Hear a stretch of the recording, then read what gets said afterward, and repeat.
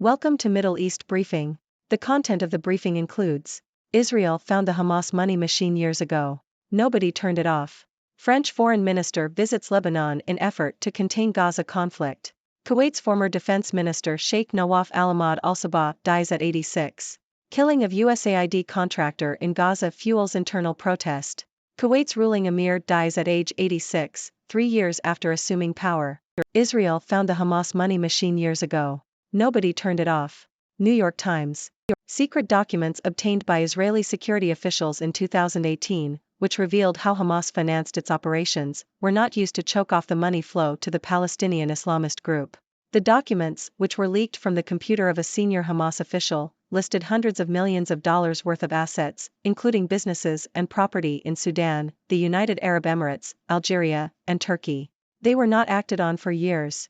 The New York Times investigation found that, during this time, tens of millions of dollars were given to Hamas to fund the purchase of weapons and prepare attacks. The documents were passed to Washington, but no action was taken. The U.S. Treasury Department eventually imposed sanctions on the network in 2022, but by then, millions of dollars had already been raised by Hamas by selling shares in blacklisted companies. The department now fears that this money will fund further conflict with Israel and allow Hamas to rebuild after the current hostilities end. Task Force Harpoon, which had been set up to disrupt the money flow to terrorist groups, was disbanded in 2016. Israeli officials believed at the time that Hamas was more interested in governing than in fighting. The Turkish company Trend GYO, which was at the heart of the Hamas operation, had shares managed by American and European banks, including those of the Church of Jesus Christ of Latter-day Saints. The church's investment arm, Ensign Peak Advisors, bought over 200,000 shares in the company. French foreign minister visits Lebanon in effort to contain Gaza conflict. RFI. French Foreign Minister Catherine Colonna will visit Lebanon on Saturday to call for restraint and responsibility to avoid further conflict in the region. Fears of a widening war have been growing, with Iran-backed groups targeting U.S. and allied forces in Iraq and Syria, and exchanges of fire along Israel's border with Lebanon. There have been near-daily cross-border exchanges between Hezbollah and Israel since Hezbollah's deadly attacks on Israel on October 7. France and the U.S. are stepping up diplomatic efforts to stop the situation from deteriorating further. Kuwait's former defense minister Sheikh Nawaf Al-Ahmad Al-Sabah dies at 86. South China Morning Post. Sheikh Nawaf Al-Ahmad Al-Sabah, who recently passed away aged 86, served as Kuwait's emir for only 3 years but had a long career in top government positions. He was defense minister during Iraq's invasion of Kuwait in 1990 and interior minister during a battle with Islamist militants in 2005. Sheikh Nawaf became crown prince in 2006 and took over as emir in 2020. Despite the challenges faced by Kuwait, he maintained a low-key style and avoided falling out of favor. The future of the royal family is uncertain due to divisions and accusations of corruption within the Sabah family. Killing of USAID contractor in Gaza fuels internal protest. Washington Post. More than 135 United Nations relief workers have been killed in Gaza since the beginning of the conflict in October, a higher number than in any previous conflict in the organization's 78-year history. Aid groups including Save the Children have also lost staff. USAID officials have claimed that the Biden administration should use its leverage to force Israel to limit the civilian bloodshed. This would involve restricting the military assistance the U.S. provides to Israel, which amounts to billions of dollars every year.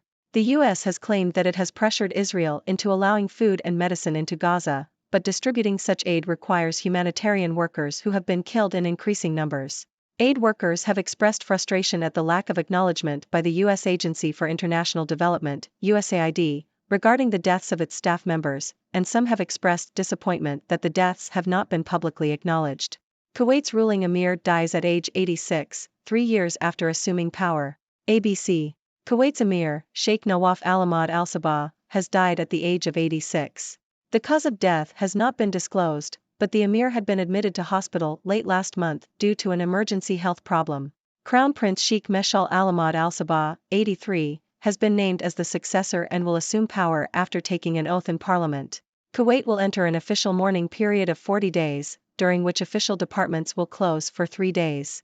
The new emir will have up to a year to name an heir. Israel keeps the pressure on Gaza as Qatar confirms truce talks. Al Jazeera. Qatar has confirmed that talks are underway to evaluate if a new truce can be reached, as the Israeli army continues to pound areas across the Gaza Strip.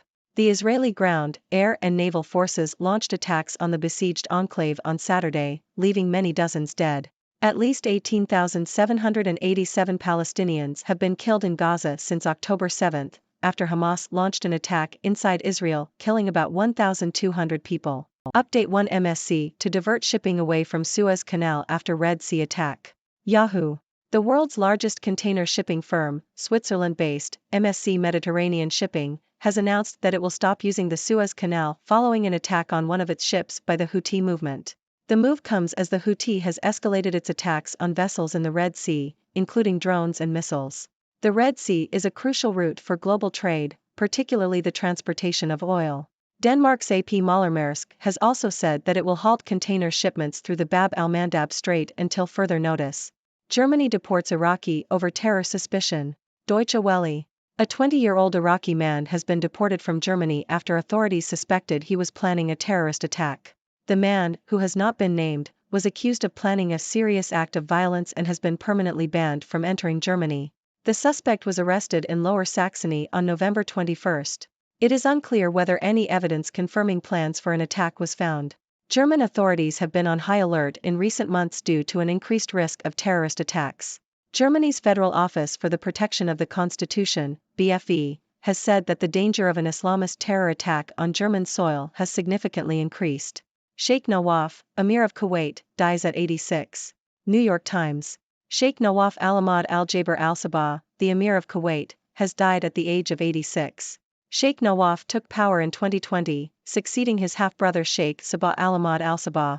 One of his earliest acts as emir was to appoint another half-brother, Sheikh Mishal al-Ahmad al-Jaber al-Sabah, as crown prince.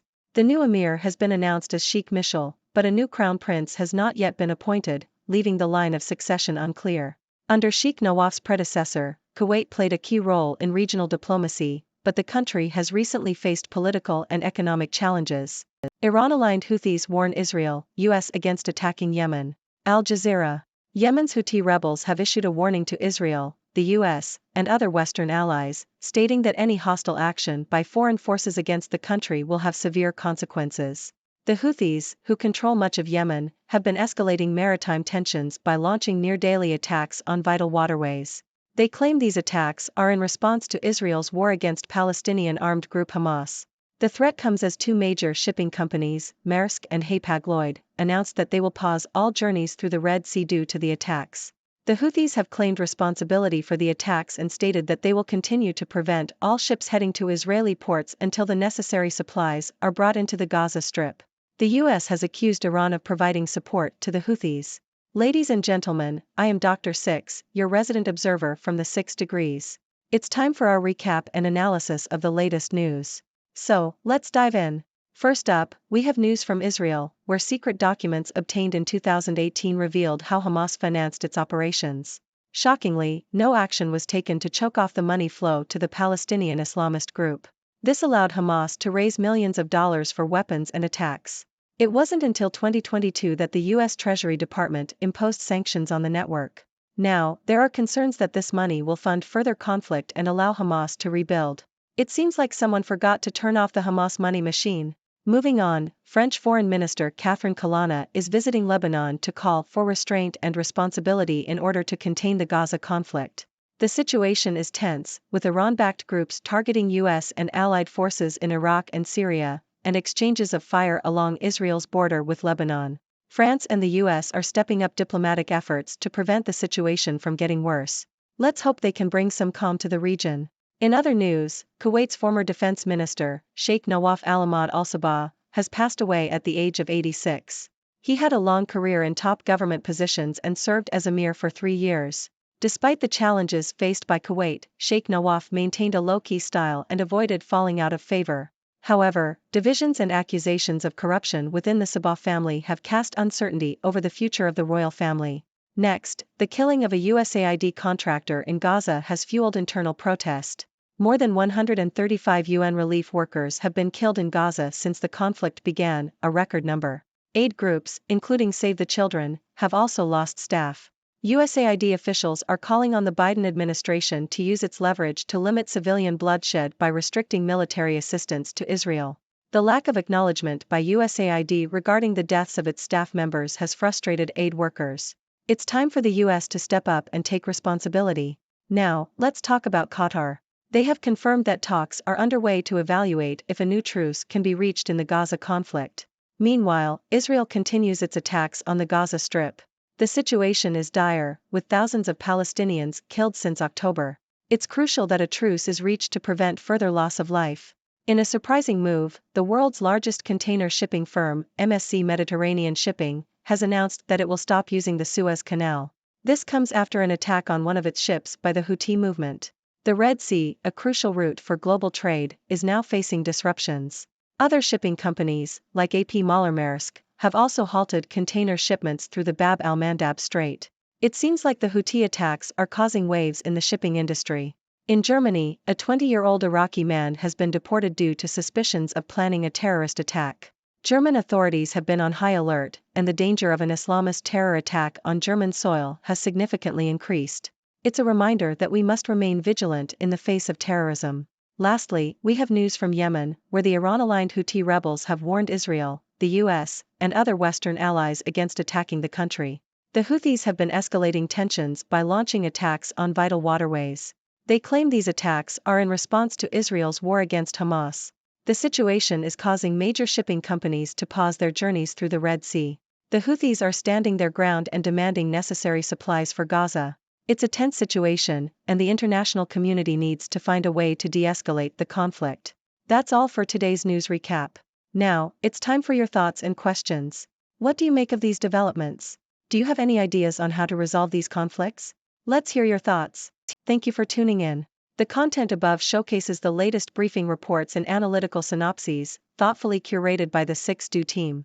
These insights stem from a wide array of reputable media outlets, think tanks, government sources, and specialized experts worldwide. We encourage you to explore these sources for a comprehensive perspective.